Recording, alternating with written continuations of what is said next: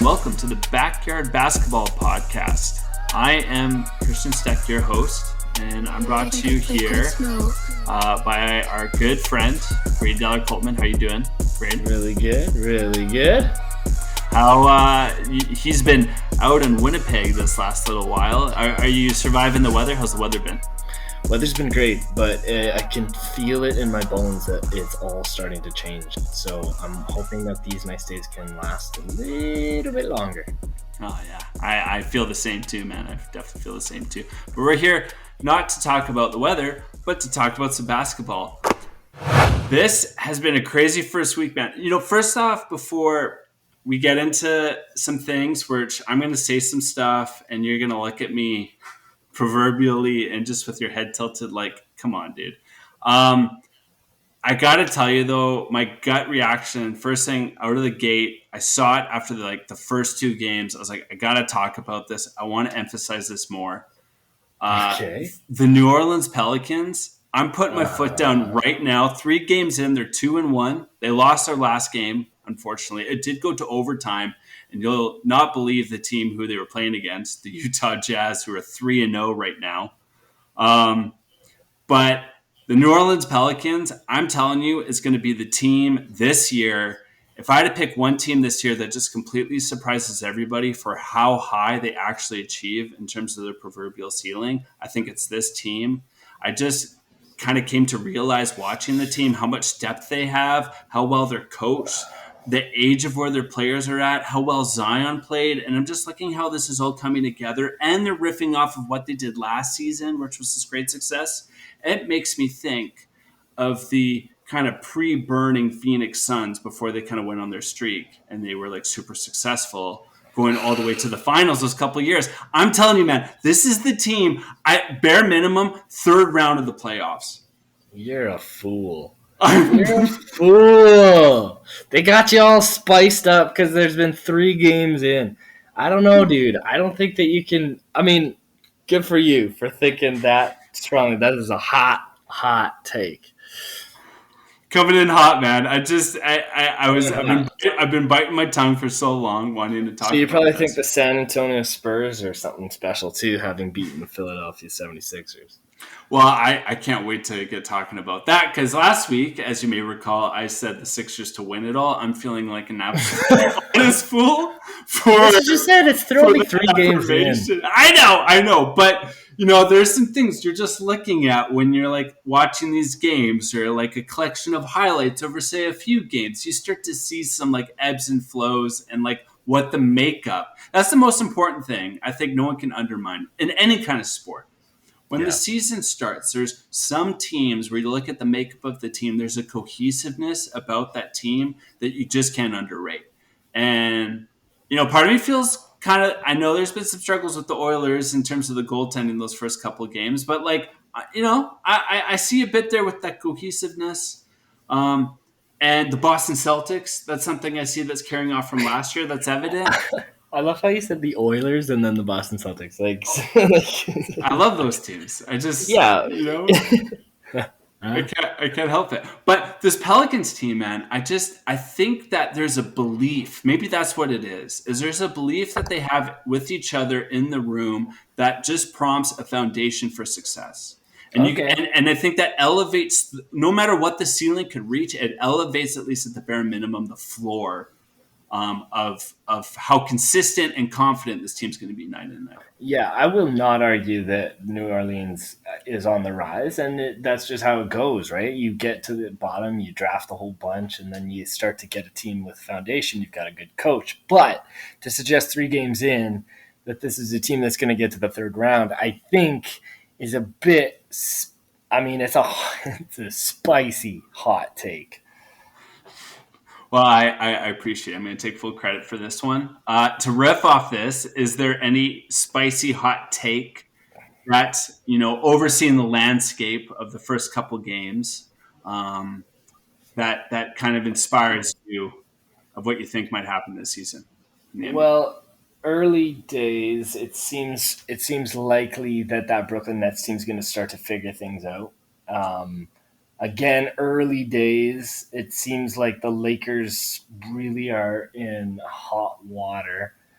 Other hot I, takes. I mean, I'm thinking back to some of our over unders, and then it's still so early to tell. There's some nice stuff we're seeing. I think out of Milwaukee, even Houston, who we said is going to be at the bottom. I think they're going to have some nights that's going to be really fun to watch.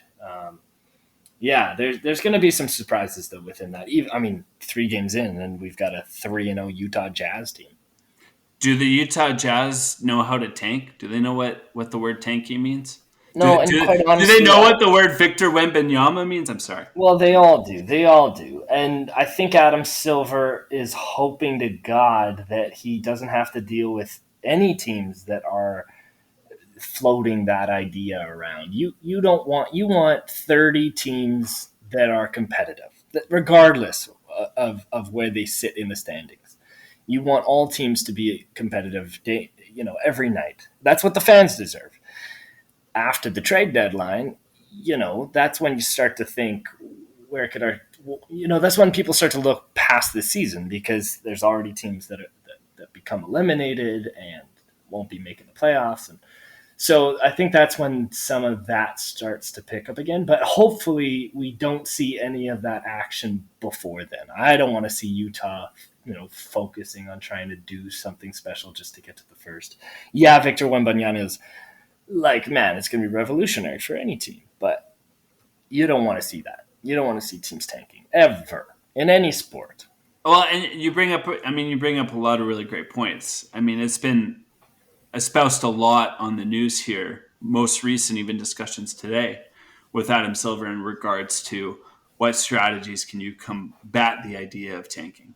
And I mean, you're right. Like, no team wants to do that. It happens. I don't know. My belief in so many of these leagues, it is prevalent, whether we want to, agree with it or not.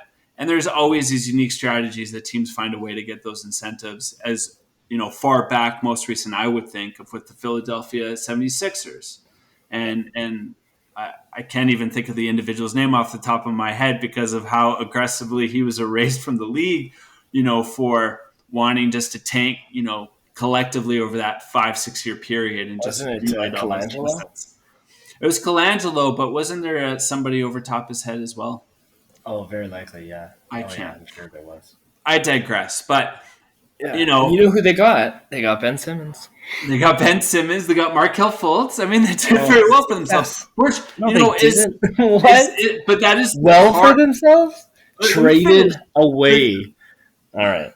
That is the karma for maybe wanting to engage with this type of Mhm. negotiation. You have to Yeah. trust in a little bit on top of any Yeah. kind of incentives to sway away.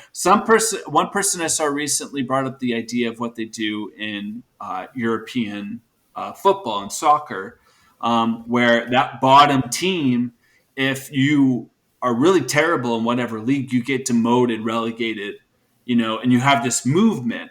And I mean, it's difficult because of the whole structure of the system. I mean, in so many of these leagues in the NBA, and I mean in North America, in particular the NBA, like, you couldn't say, oh, we're gonna have a G League team rank up if, say, the Utah Jazz or the San Antonio Spurs, don't meet expectation and try and de-incentivize people from tanking. Like, that just Yeah. wouldn't work. None of these G League teams could even come close to contesting. Like, it would be Yeah. such a chasm. But it also brings up an interesting conversation of, I think maybe the desperation of some of these leagues, because I feel like the penalty that you see that in European football, like, that's pretty aggressive. Like, if you get kicked out, what are your chances of you having to, like, work your way, grind your way back up to that top echelon of that league? Like, I don't if I like that would open a whole can of worms. But the Utah Jazz being 3-0, like that, you can't. I mean, Well, those Portland Trailblazers, man. Portland Trailblazers. Okay, Damian Lillard. This was one thing I definitely wanted to touch on briefly, which will lead us into the next big discussion I wanted to talk about in this pod with you. Damian Lillard, man, he is like, I don't know if you've seen some of his highlights or seen some of the Oh, yeah. games, but holy shit, he's looking so good at 32. Well, he's not digressed. I mean, this guy still is competitive. He still wants to win, and he wants it probably more. I mean, if you remember going back to last year, the conversations we had, he had so much to prove, and that hasn't gone away. That's Damian Lillard's mo is play from behind and play with a chip on his shoulder. And I'm not gonna form a super team, and I'm gonna do it my way in the home that I love, which is the Rose City. And the fact that he's still there and he's got his team off to a really good start, I think, is something special. I'm not sure they can last 82 games at this pace, but it's great to see. Do you think with kind of this early success and maybe some of the synergies, I remember some of those highlights seeing, Jeremy Grant playing well into the team, Anthony Simon scoring a lot of points. Like, do you see an avenue with assets that they have, if they're successful in winning games, a path to maybe have some movement amongst the Portland Trail Blazers, pairing with Damian Lillard and say his twilight years or entering maybe that? I don't know. I mean, he could still be in his prime. Yeah, he looks really good. Um, but a way that this team can elevate itself to be maybe one of those top teams in the West. Well, the way right now is to continue to win. They have to keep up at this pace so that they can prove to the front office and the brass in Portland that they need to add to take it to the next level. And if not, because they really are, at a crossroads here of, I don't want to say tank, but do we hold on with what we've got? We play out this year, we play out maybe even next year, and we start to build again. We start. I mean, a rebuild happens without Damian Lillard because Yeah. Dame doesn't stay there through that, and they were really close a few years in terms of their playoff experience. So I think if they can continue this kind of momentum, then absolutely there's a way in which they become competitive with more supporting cast. Um, but they need to prove that they're able, that they need that. But how 100%. exciting would that be if they got to the deadline and they're fifth seed in the West and they pull off some pretty sweet stuff at the deadline? They could all of their fortunes could change from that, right?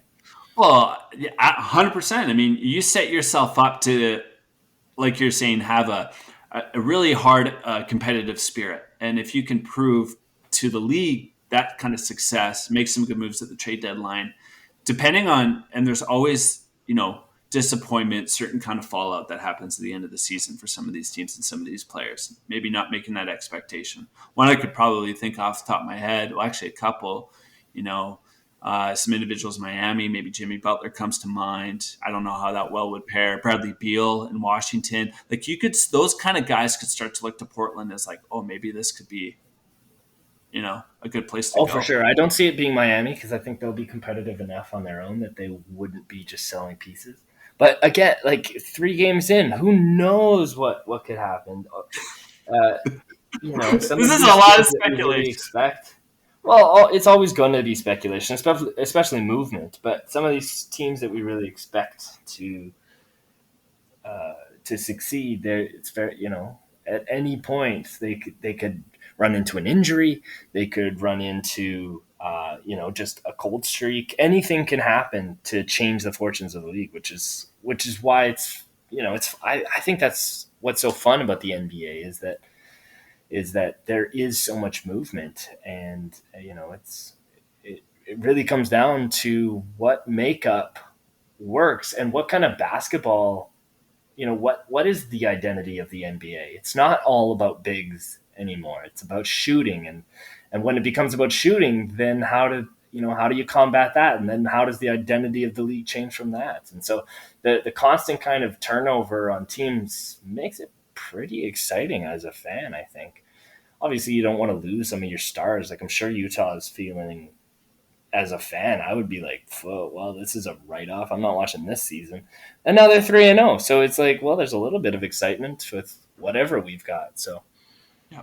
Yeah, no, I agree with you 100%. It's amazing to see how the game is ever evolving. And, even hearing things as of recent, somebody was talking about the Philadelphia 76ers. And actually, I was listening to a pod with Raja Bell was commenting on this, which he would have seen a lot of during his era playing in the mid 2000s and talking about Joel Embiid And when these small lineups go against the 76ers and Joel Embiid's in the post, and it's like, something you saw more frequent back in that day is it's like, if you have these smaller lineups going against you and they're destroying you on the offensive end, and you have that size and you get that ball in the post, you need to bury these guys, these smaller defenders. You need to absolutely bury them with your physicality, your size, which again, that adds a new nuance and evolution to the game, where then that other team is like, all right, now Joel, if I put that small lineup on, he's just continuously, finding those opportunities, capitalizing, getting some extra points just by doing that, which are easy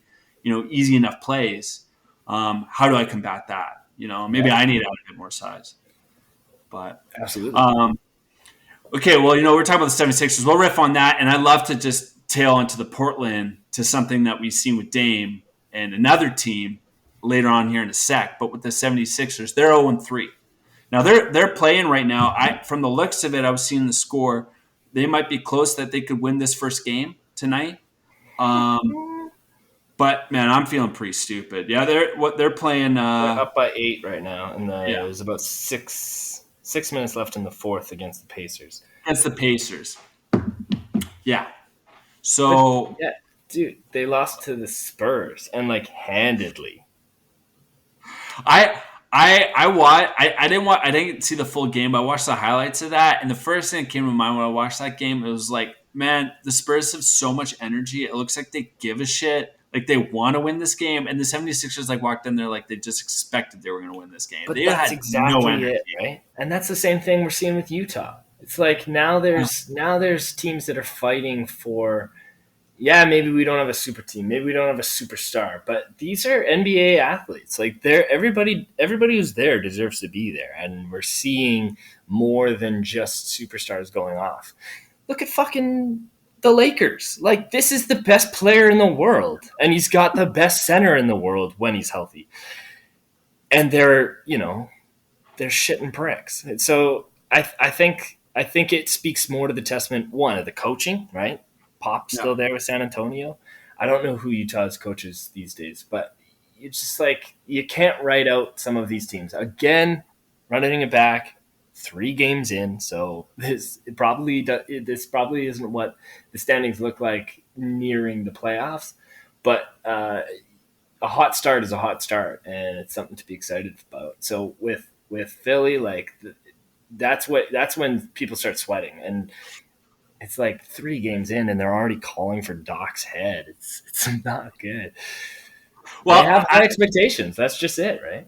Well, and I got to say, at least Doc needs to sit and have a conversation with James Harden, because I looked it up, and his dribbling usage these last 3 games was equivalent to the Houston numbers, when it was just straight up ISO Harden, let me hold on to the ball. And it's you get your team is your top 8 is terrifying. You have so much depth on this team. You got to give those guys some other touches, especially this is the thing that blows my mind. This team is has a lot of potential. I don't know where the hell Matisse Thybulle's been. He hasn't played any of these games. His shot, I guess, is so shot that he's terrified to shoot, like Ben Simmons. Okay. I don't know if that feeded off on him, but he's an incredible defensive player. And they have so much great defense on this team. And yet, the Pacers are 95 points on them with 5 minutes to go. I don't know. I looking at that, they're going to probably eclipse 100. I feel you should be better than that. They'll figure it out. I mean, they'll figure it out, but I don't. I don't. Man. I don't think you're regretting your overpick. Is that it? Team's gonna win, man. You're regretting that overpick. Well, they just have to make it to the play-in, dude. I feel good about Boston, man. They look good. I mean, they're doing really well. They might lose tonight. I think they're down right now, but I mean, it's early days though, and they're a team. I always love watching a team who's lost the year before in the finals, because they want it that much more the next year. Totally. They want to get back there and get that opportunity, and you never know what's going to come again. They're playing well. I almost want to say Joe Mazzulla for Coach of the Year. But okay, I won't go that far. Quickly, before I jump out west, one last thing I wanted to touch on. I don't know if you've seen The Raps have had some good games against Brooklyn. Kyrie made a comment that Pascal could be a triple double guy. Um, he gave a lot of praise to Pascal, talked about, him hanging around the LA area all last summer, putting in the work. He's looking really good right now. Also against Miami, other thing we touch on, that I don't know if you've seen that scrum between Christian Coloco and was it Caleb Martin or whatever? Yeah. That was sweet. That was crazy. What And was it was sweet about it? well, it wasn't sweet. It wasn't sweet. It was sweet in the sense that I remember. Okay, it was all Caleb Martin. He owned it 1,000%. Good for him.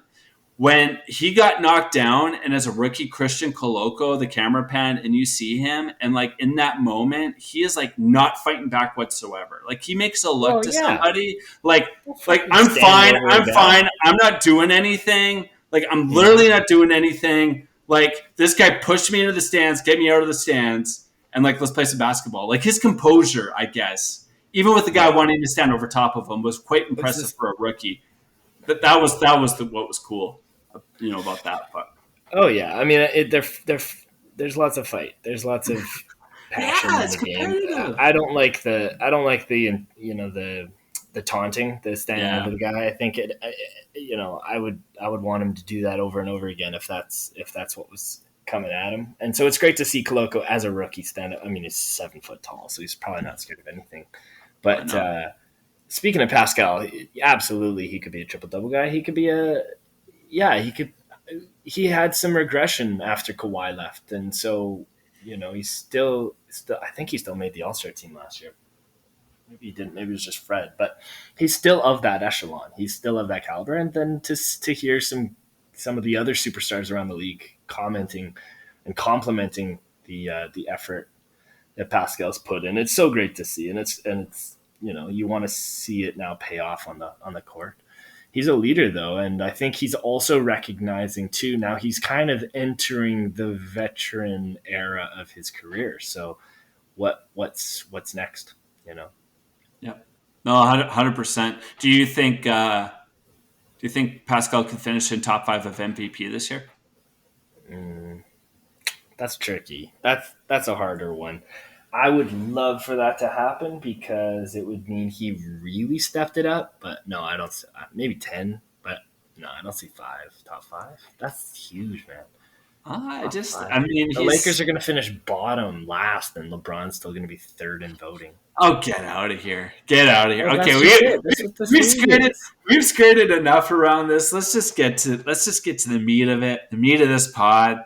Well, I really wanted to bring you on here tonight so we can You want to talk about the dissect Lakers? the Los Angeles This Lakers. shit show. All And right.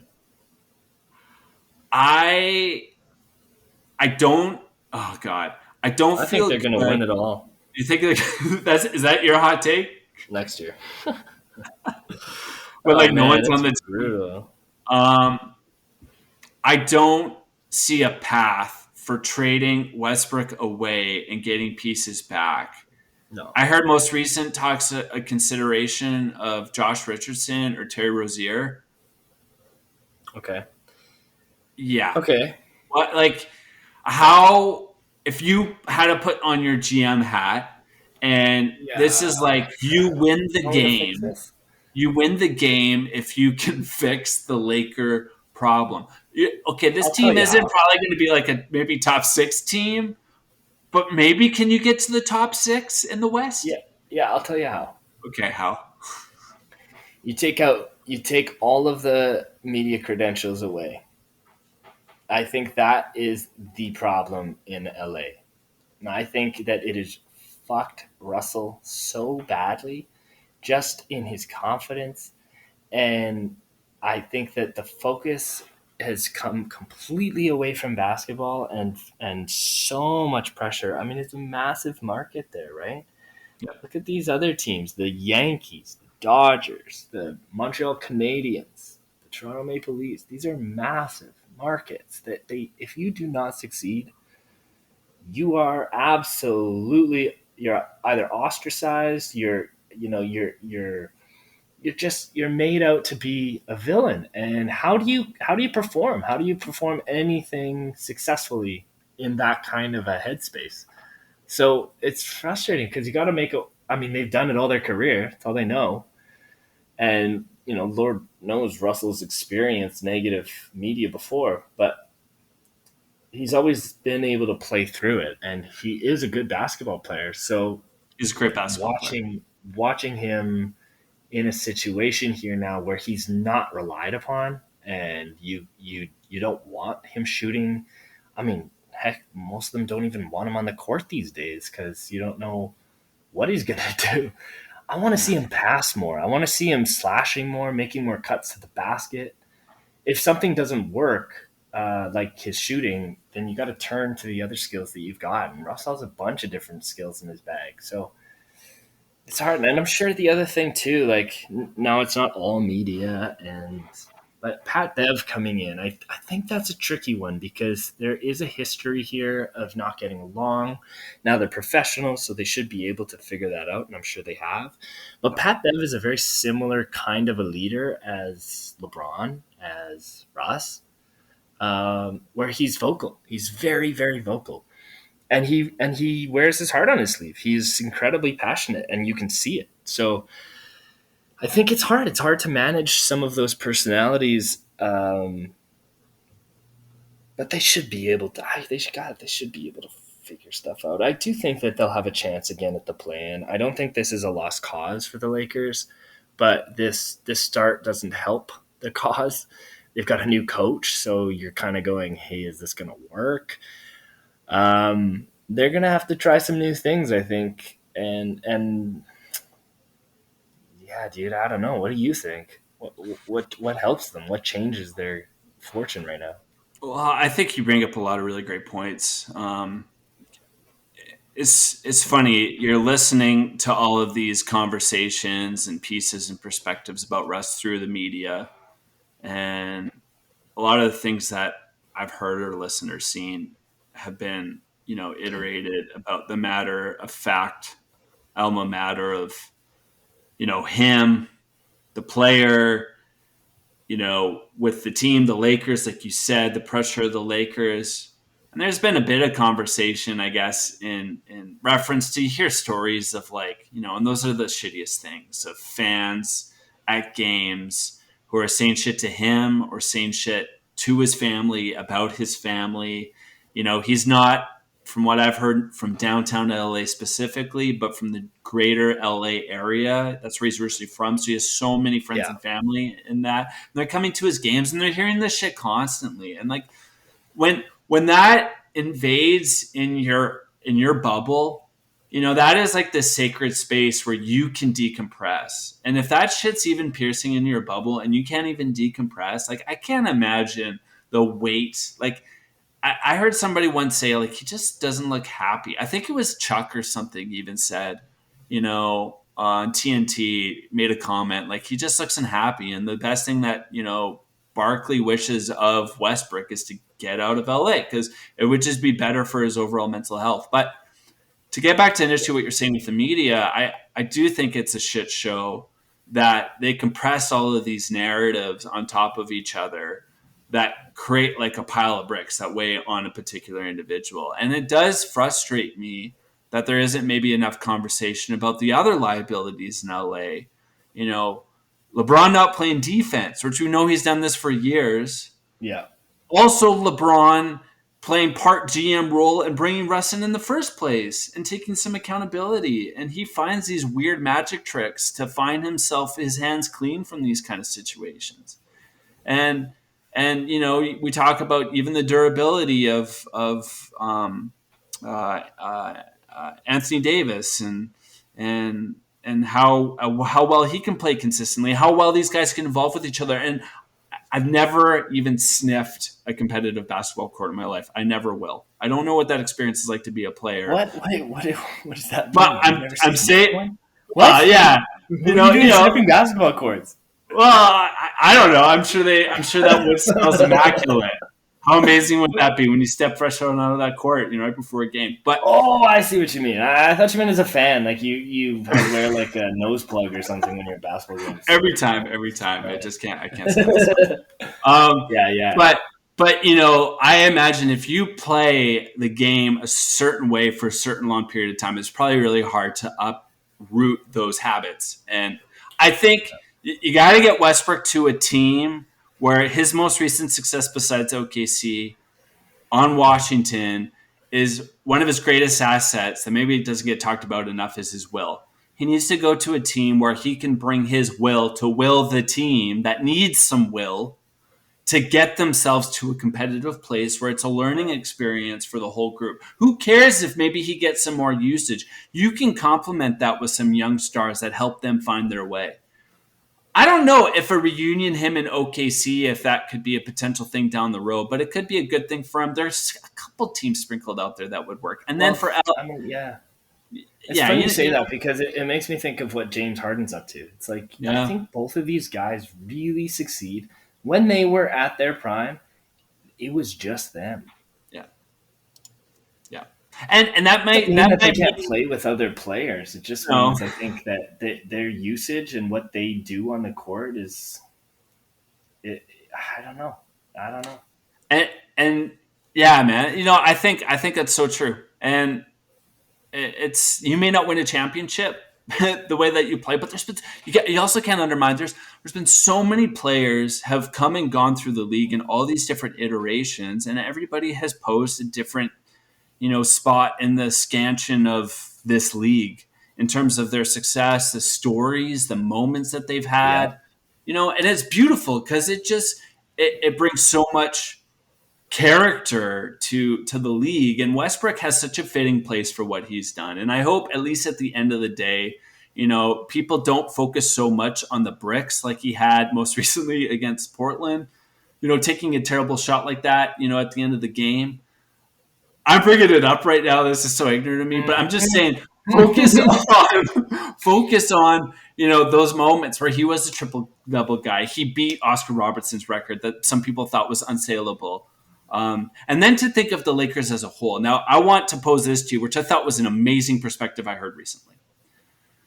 So, in talking about what the Lakers need, so if we take Russell Westbrook aside, the pieces supporting, say, the main cast of Anthony Davis and LeBron James, a lot of people you hear in the media talk about, oh, you need shooting, shooting, shooting, shooting. Say you go and get Yeah. Miles Turner and get Buddy Hield, and that's going to help make this team successful. Raja Bell made a comment recently, and he said this is not how LeBron plays. If you watch how if LeBron was in Cleveland, even at 2018, sure, he could get his shoulders down, he could get past guys, go downhill. That opens up the play for everybody just to shoot out to the wings or the corner, open space, and then shooting is an asset. Now LeBron's taking more shots. He's taking, like 7, 8 threes a game. He's taking a lot more jumpers. He plays differently. He doesn't go downhill quite like he used to. So maybe instead of shooting for the Lakers need more playmaking. They need more creativity. Now I could see Terry Rozier being a good asset for them in that respect. Well, I thought that was a Pat Bev. I Pat guess. Bev is that kind of guy. You get more of that defensive Right? intensity than, Yeah. and yeah, you need a bit more of that. But I guess also Pat Bev and Russell Westbrook, they kind of get in the way of each other. And that in itself is an issue. And I agree with you. Bringing Pat Bev in, we need to get Westbrook, moved on to greener pastures. Bring in maybe a bit more of that playmaking that can help support Pat Bev, and all of that can be maybe more of a I'm well. not sure. I'm not sure Russ moves until he's a free agent. I know, man. That's the only thing. His contract's still. So is this year just kind of a write-off then for the Lakers? No, dude, no. It's 3 games in. Watch Darvin Ham figure this thing out, and it starts to click, and they go on a streak, and everybody's like, "Oh, well, I guess they are good," because LeBron James is on this team, Anthony Davis is on this team. The only way they don't make it to the playoffs, I think, this year is if there's injury. I actually don't think that they will be on the outside this year. Looking in, I just don't. I mean, I just don't think it's going to be like that. They came very close the last couple of games, and I think that starting a season as frustrating as 0-3 is, it might spark more of a fire under this team to say no, it's not going to be all easy riding. Yeah. It Yeah. wasn't Well, last year, so why would it be this year? 3 games in, we got to have all these decisions made up. So 3 quickly, games in. before we leave, I just want to run it by quickly because we're 3 games in. I need to know now. We didn't do this Okay. before the season started. Uh, okay, remind the audience and also remind myself. Who do you have winning this year? Who do you have in the finals and who do you have winning? Did I decide? I don't I know if you think decided last week, I so think here's your opportunity. I think we had Denver. I think I had Denver. You had Denver, and I totally did not have the 76ers. Nobody listened to the last pod. Yeah, you did. What are you talking about? Um, MVP. Ooh, MVP. MVP. Oh man, I guessed Luca last year, and I want to make another bold swing at Luca, but it's not going to be him this year. It's going to be John Morant. John Morant. Ooh, I like that pick. I'm gonna go Luca. I'm gonna go Luca this year because I think Dallas is gonna be worse than they were last year, but Luca's gonna be better. That doesn't make Yeah, sense, and if but trust me, it makes yeah, sense. I think the third one in that has a very good shot at it again is Joel though. Joel. Yeah, I could see that too. Defensive Player of the Year. I'm gonna say, ooh, It can change. This is fluid. ooh, defensive player of the year. You go first. You go first. I need to So see. it was Marcus Smart last year. Oh, That's never going to happen again. I love Marcus Smart. It's going to totally be Patrick Beverly this year. No. ah. It's gonna be the Twin Towers in Minnesota. I'm going to say Giannis. Giannis. That's a good pick. I'm gonna say Kawhi. Oh, that's a good pick. I like that pick. Yeah. Yeah. That'd be good. Clippers, they're interesting. I was watching a Yeah, little dude. bit I of it. actually Kendrick's got them winning it all. Really? Perkins chose them to win it all. Wow. I I don't know. I mean, they got a lot of depth. Yep. I love Norman Powell. I'd love to see Yep. him win another chip. I want to see John Walls come Ooh, back to some form. Reckoning. Yeah, Yep. yeah, that's a good story. It's a good story. That'd be really great. Absolutely. And okay, there's a couple other awards, but last but not least, Coach of the Year. So, Wait, we're just ending on coach. We're not doing rookie or sixth. we'll do Coach Come in the on, we one. got Okay, well, who would your sixth man be? Jordan Poole again? I'll tell you who. But Jordan we're Poole, doing Tyler coach Hero. first. Okay, We're doing Coach. coach first. We're doing coach first. And I'm gonna say the coach of the year is going to be. Shoot. Oh, this is tricky. Let's go with Malone because that Denver team's gonna win it all. Mike Malone. All right, because Denver's going to win. I like it. I'm going to go Willie Green because I believe this much in New Orleans. I think Oh, that's nice. I'm putting all my chips, all my stock in New Orleans. Yeah, Okay. that's you're crazy. Okay, so we did that. Rookie of the Year. Oh boy, this one's boy. Well, I really like that Jaden Ivey. I like Jane Ivey too. You're gonna go Jane Ivey? Oh, Jaden Ivey. Yeah, J- Detroit. Jane Ivey, Detroit. Him and Cade. That is a dangerous duo. I'm so excited Yeah, for man. Detroit. I'm gonna They go. need I'm a gonna few more go. pieces for them to be relevant, but I hope I'm pronouncing it right. Bancaro. I'm going Bancaro of Orlando. oh, all I right. watched Paulo. I watched his first game, and I think he had 25 points. He looked like a polished NBA player in his first game. That kind of scared That's me. awesome. Yeah, Orlando is they got a good team. Okay, and the one that you really want to do, six man of the year. Who's your six man? It's from your favorite team, dude. This year, Jose Alvarado. Jose Alvarado. What? Oh, jeez. What's this? This guy's still like this is not a flash in the pan. This guy is still going at it, Yeah, stealing everybody's balls. he's really good. I didn't even. That is a good I surprise don't know if he pick. comes off the bench, but he is a six man. I would do it. I like Alvarado way better than doing Poole and Tyler Hero. I don't want either of those guys to get it. Those are boring. That's so boring. We already have enough drama going off in both those respective cities all the time. Sweet. Well, okay. This was awesome, man. I mean, we've kind of come to our conclusions about what's going to happen, who's going to win. We're 3 games in. It's already all decided. So no need to watch any more basketball. But if anything changes, we'll touch base next week and let everyone know.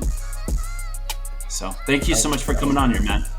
Yeah, absolutely. Can't wait till next week. Okay. All right. Again, this is the Backyard Basketball Pod. I'm Christian Steck. That's Brain Dollar Coltman. We're produced by the Ordinary Podcast Network. Thank you so much for listening, and we'll talk with you then. Peace. Peace.